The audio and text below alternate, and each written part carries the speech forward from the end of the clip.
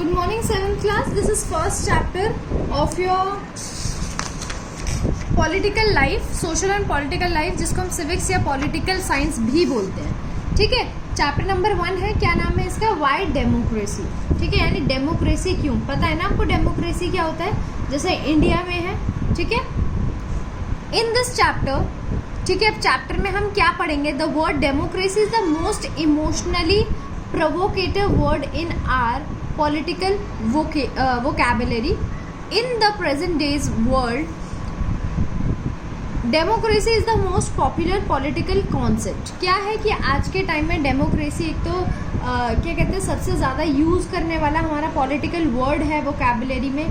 ठीक है, जिसको हम इमोशनली भी यूज़ करते हैं. ठीक है, दूसरी बात, ठीक है, इमोशनली प्रोवोक करने के लिए यूज़ करते हैं. ठीक है, कि हमें डेमोक्रेसी चाहिए. और आज के प्रेजेंट वर्ल्ड में क्या है, डेमोक्रेसी एक मोस्ट पॉपुलर, यानी सबसे ज़्यादा पॉपुलर, सबसे ज़्यादा देशों के द्वारा एक्सेप्ट करने वाला या अच्छा मानने वाला कॉन्सेप्ट है. ठीक है, in recent times the idea of democracy has expanded steadily. What was originally a political principle has been enlarged to include social, economical and ethical ideas as well. क्या है कि रिसेंट टाइम में जो हमारा democracy वो सबसे ज़्यादा steadily, मतलब बहुत तेज़ी से एक्सपैंड यानी फैलने वाली चीज़ है. ठीक है, ओरिजिनली पॉलिटिकल प्रिंसिपल क्या है कि इसमें काफ़ी सारे प्रिंसिपल्स इंक्लूड है और सभी को बहुत ध्यान से देखा गया है. Social, economical, ethical. ठीक है, the importance of democracy lies in providing a political and social framework of society based on principles of democracy. क्या है इम्पोर्टेंस जो है डेमोक्रेसी की, कहाँ पर क्यों इम्पोर्टेंट है ये? कि क्योंकि ये पॉलिटिकल और सोशल फ्रेमवर्क को सोसाइटी के किस पे है, फ्रीडम पे बेस है. ऐसा नहीं है कि हमारे लिए कुछ अगर चीज़ें बन रही है तो उसमें हम रिस्ट्रिक्ट हो जाएंगे. हमें बहुत ही ज़्यादा आज़ादी है उसके खिलाफ बोलने की, कि हमें ये चीज़ अपने देश में पसंद नहीं आ रही है, ये गवर्नमेंट पसंद नहीं है. ठीक है, तो ये जो है बेसिक कॉन्सेप्ट है डेमोक्रेसी का, जिसकी वजह से बहुत ही ज़्यादा इम्पॉर्टेंट है. ठीक है, अब स्टार्ट करते हैं चैप्टर को. Freedom is the basis and essence of a healthy society. जो फ्रीडम है एक बेसिक चीज़ है और बहुत ही ज़्यादा एसेंस मतलब एसेंशियल है. ठीक है, एक हेल्दी सोसाइटी के लिए. ठीक है, ताकि लोग खुशी से रहें, मिलजुल के रहें. And the state in which the free society is release is usually terms as democratic state. और ऐसी स्टेट जहाँ पर डेमोक्रेसी चलती है उसको बेसिकली हम बोलते हैं democratic state. The importance of the democracy is also obvious from the fact that it is accepted as the key political idea of the present time. ठीक है, हम डेमोक्रेसी की इम्पोर्टेंस इसी से लगा सकते हैं कि ये बहुत ही ज़्यादा देशों के द्वारा एक्सेप्ट किया गया है और वहाँ पर चल रहा है. And the major idea of the present century, यानी आज की सेंचुरी का बहुत ही बड़ा आइडिया है कि ये लानी ही चाहिए अगर हमें अपने देश को बढ़ाना है. ठीक है, देश की तरक्की करनी है. Indeed the 21st century is the century of democracy. ठीक है, तो इसीलिए हम 21st सेंचुरी को क्या बोलते हैं? Century of democracy. What is democracy? The word democracy has Greek ancestry. The Greek historical Herodotus coined the word democracy in 5th century BC using the word demos, and kratos means the form of rule by the section of the population as opposed to the rich or aristocrats. क्या है कि जो word है democracy, एक तो Greek से आया है, ग्रीक वर्ड है. ग्रीक हिस्टोरियन एक जो थे हेरोडोटस, ठीक है, जो हमारे हिस्ट्री के फादर भी बोले जाते हैं, इन्होंने ये वर्ड निकाला था 5th सेंचुरी BC में. ठीक है, जिसमें डेमो और क्रेटस के उससे निकाला गया था ये वर्ड. ठीक है, जिसका मतलब क्या था कि ऐसे पॉपुलेशन यानी ऐसा सेक्शन जो अगर रिच और मतलब अगर कोई रिच उन पे अन्याय कर रहा है या उनको पसंद नहीं आ रहा है या उनको बांध रहा है, बंदी बना रहा है, तो उसके खिलाफ बोलना.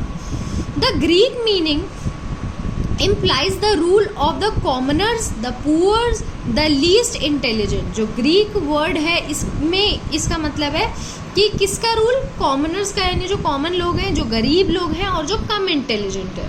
ठीक है, the political aspect of democracy emphasizes everyone's share in the government। जो पॉलिटिकल कॉन्सेप्ट है डेमोक्रेसी का, वो हर किसी का, गवर्नमेंट में हर किसी का शेयर है उसमें, ठीक है। It's economical aspect demands abolition of the exploitation, यानी पॉलिटिकल एस्पेक्ट क्या डिमांड करता है कि सबका शेयर हो गवर्नमेंट में, यानी सब अपनी मर्जी से गवर्नमेंट को चुने। और इकोनॉमिकल कॉन्सेप्ट क्या है कि ये एक्सप्लॉयटेशन को अबॉलिश करता है, हटाता है। और सोशल क्या है, it six elimination of all distinction, यानी सोशल एस्पेक्ट क्या है डेमोक्रेसी का कि ये सारे ही जिसकी वजह जो भेदभाव होते हैं, जो अंतर किया जाता है, उसको हटाना, एलिमिनेट करना मतलब हटाना। Following are the definitions of democracy, कुछ डेफिनेशंस आपको दी हुई हैं अलग अलग लोगों के द्वारा। डाइसी एक बंदा है, डाइसी, उन्होंने क्या जो है डेफिनेशन दी है, democracy is a form of government in which the government body is comparatively a large fraction of their entire nation. क्या है कि डेमोक्रेसी एक ऐसी फॉर्म ऑफ गवर्नमेंट है जो क्या है, ऐसे गवर्निंग बॉडी है विच in which the governing body is comparatively a large section of the entire nation, कि जो बॉडी जो लोग राज कर रहे हैं, जो पीपल बॉडी मतलब जो पोर्शन हमारा राज कर रहा है वो पूरे नेशन के बराबर बहुत बड़ा सेक्शन है, क्योंकि हम सब वोट करते हैं, हम सब अपनी गवर्नमेंट को चुनते हैं, तो यानी बेसिकली राज कौन कर रहा है, लोग कर रहे हैं, ठीक है।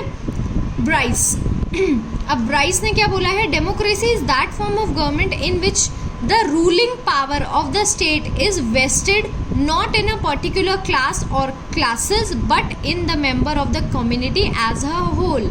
इन्होंने बोला है ब्राइस ने कि डेमोक्रेसी एक ऐसी फॉर्म ऑफ गवर्नमेंट है जिसमें रूलिंग पावर किसी एक पर्टिकुलर क्लास के हाथ में नहीं है। जैसे पहले होता था कि जो ऊंची जातियां होती थी वही क्या कहते हैं वो बनते थे, पंचायत के लोग बनते थे। तो इसमें क्या है डेमोक्रेसी में कि कोई भी बन सकता है और जो रूल कर रहा है वो सब कम्युनिटी ही है, क्योंकि हम सबको वोट करने का अधिकार होता है, ठीक है। अब्राहम लिंकन ने क्या बोला है, democracy is the government of the people by the people and for the people. ये वाली डेफिनेशन जो है बेटा, ये आप जब भी आप लिखेंगे ये वाली लिखेंगे अब्राहम लिंकन की, कि डेमोक्रेसी जो है ऐसी गवर्नमेंट है जो लोगों से बनी है, लोगों के द्वारा बनी है और लोगों के लिए ही बनी है, ठीक है बेटे।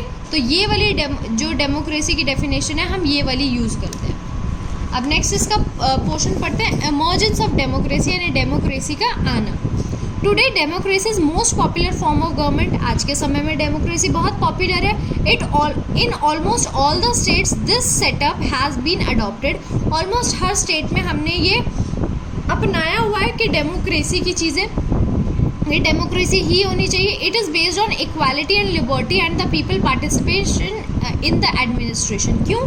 ताकि लोगों को इक्वालिटी लगे, उनको लिबर्टी यानी आज़ादी लगे और लोग पार्टिसिपेट कर पाए एडमिनिस्ट्रेशन में, यानी कि कैसे हमारा देश चलेगा या कौन चलाएगा। The earliest known history of the democracy goes back to the Greek city state. जो सबसे पहली डेमोक्रेसी की हिस्ट्री है वो कहाँ है? ग्रीक सिटी स्टेट्स में। In these city states, the elaborate system has been devised to ensure that the people or demos would be self-governing in fact and would possess the upper hand over their officials। क्या है कि Greek state में हुआ था जब क्या कि लोगों को खुद को गवर्न करने और आसपास के लोगों को गवर्न करने मिला था ताकि वो अपना काम ठीक से करें, ठीक है। और उनको क्या कहते हैं, किसी अपने ऊपर किसी की ज़रूरत ना हो। The Greek city state were Indeed democratic in the participation of all the citizens, not only in the elections of the officials but in the daily routine administration and justice. जो ग्रीक सिटी स्टेट्स है वहाँ पर democratic participation तो था ही सब citizens का, सिर्फ इसमें नहीं कि वो इलेक्शंस में ही पार्टिसिपेट कर रहे हैं, मगर डेली रूटीन का जो एडमिनिस्ट्रेशन और जस्टिस था उसमें भी पार्टिसिपेट करते थे। Between the expulsion of the monarchy at the end of 6th century BC and establishment of the Augustan Principate 5 centuries later, Rome has declared a republic. Romans during this period nurses the political ideas like unity, order, law, discipline, strength, etc. क्या था कि इन दोनों time के बीच में जब monarchy थी, यानी जब राज था, मोनार्की में बेटे एक किंग या क्वीन होते हैं, उनका राज होता है, ठीक है। और ऑगस्टन प्रिंसिपेट के इस्टेब्लिशमेंट में 5 साल के बाद क्या हुआ, रोम को रिपब्लिक घोषित कर दिया गया। और रोमन्स जो थे वो इस पीरियड में क्या करते थे, पॉलिटिकल आइडियाज़ में हेल्प करते थे, उसमें पार्टिसिपेट करते थे कि कैसे एकता लाएं, कैसे लॉ और ऑर्डर मेंटेन हो, कैसे डिसिप्लिन आए और कैसे स्ट्रेंथ जो है अपने कंट्री को दे पाए। The next stage is the development of the concept of the democracy was the emergence of the democratic state. अब next step क्या है डेवलपमेंट डेमोक्रेसी के लिए, यानी डेमोक्रेसी डेवलप करने का नेक्स्ट स्टेप क्या है कि हम किसको एमर्ज करें, डेमोक्रेटिक स्टेट्स को, यानी स्टेट्स को डेमोक्रेट करना शुरू करें। It was outcome of the conflicts between the king and the people. ये किसका आउटकम था, किंग और लोगों के बीच में जब क्लैशेस होने लगे आपस में, किंग की बात कोई मानने नहीं लगा कि हम नहीं मानेंगे, तो क्या हुआ, इन सब के आउटकम्स निकले कि डेमोक्रेसी लानी चाहिए, ठीक है, यानी लोग भी पार्टिसिपेट कर पाए। The glorious revolution in England, क्या कौन कौन से थे, एक था ग्लोरियस रिवोल्यूशन जो इंग्लैंड में था, फ्रेंच रिवोल्यूशन था 1989 में, और अमेरिकन रिवोल्यूशन था। And the discourses of the great philosopher, writers and statesmen all contributed to the growth of democracy। ठीक है, जो भी फिलोसफर्स थे, राइटर्स थे, उन सब ने डेमोक्रेसी में कंट्रीब्यूट किया और डेमोक्रेसी की ग्रोथ को बढ़ाया। The main principle of the democracy which emerges were those of equality, popular sovereignty, liberty and fraternity. ठीक है, और जो मेन प्रिंसिपल्स थे डेमोक्रेसी के वो क्या थे कि इक्वालिटी होनी चाहिए, पॉपुलर मतलब इक्वालिटी होनी चाहिए, आज़ादी होनी चाहिए, लोगों को अपने डिसीजन लेने की, आने जाने की, ठीक है, छोटे मोटे वो करने की आज़ादी होनी चाहिए। ठीक है, दस the concept of the development of the democracy has a history. और इसीलिए जो डेमोक्रेसी का कॉन्सेप्ट है उसने एक हिस्ट्री बना दी, और आज भी लोग ट्राई करते हैं या कंट्री या स्टेट्स ट्राई करते हैं कि डेमोक्रेसी को अडॉप्ट करें। The basic of the democratic philosophy has been varied. जो बेसिक है डेमोक्रेटिक फिलोसफी की वो अलग अलग भी हो सकते हैं। At the foundation of the democracy lies in spiritual concept that all the men are equally the child of gods and therefore equal in their needs and their rights। ठीक है, बेसिक अलग अलग फिलोसफीज अलग अलग हो सकती है, मगर बेस क्या है कि सारे लोग जो है सारे भगवान के बच्चे हैं और उनकी ज़रूरतें एक हैं, तो उनको राइट्स भी बराबर मिलने चाहिए। Each must count for one and for no more than one, यानी हर किसी का जो भी चीज़ें हों वो इंडिविजुअल हो। ऐसा नहीं कि किसी का ओपिनियन तो बहुत ज़्यादा माना जा रहा है और दूसरे का माना ही नहीं जा रहा। It follows from this the government exist for the person, the state is only there to give individual their fullest opportunity of life of living a good life. यानी क्या है डेमोक्रेसी का कॉन्सेप्ट कि हर एक पर्सन को उसको सारी opportunity मिले जिससे वो अपने लाइफ को अच्छे से व्यतीत कर पाए। अब बेटे यहाँ इस वाले पोर्शन से हम नेक्स्ट वीडियो में पढ़ेंगे। आज का फर्स्ट वीडियो जो है वो यहीं ख़त्म होता है।